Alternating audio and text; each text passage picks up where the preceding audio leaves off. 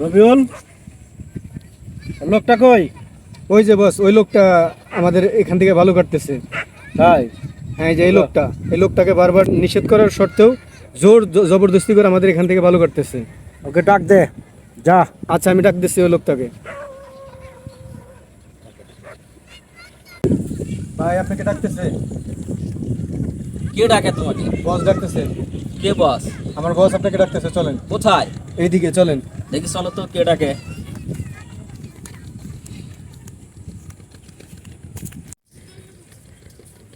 ওই তোমার বস? এই যে আমার বস। এটাই আপনার বস?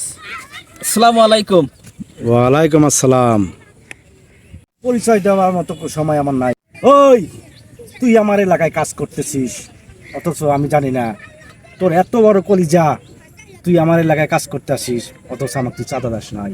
শোন, এই এলাকায় এমন কোনো কুতুব নাই যে আমাকে চাঁদা না দিয়ে কাজ করে, সুতরাং চাঁদা দিয়ে তারপরে কাজ করবি, ওকে? ভাই, আমি এই বিষয়টা তো এইমাত্র জানলাম। তা আপনাকে কিভাবে খুশি করতে পারি? আপনাকে কয় লাখ দিতে হবে তাই বলেন। ওই শোন, লাখ টাক বুঝি না, প্রতিদিন সকালে আমার বাড়িতে 1 প্যাকেট করে বেনসন সিগারেট পৌঁছে দিন। কথা final, understand? You better understand. ওই চল, চলেন বস।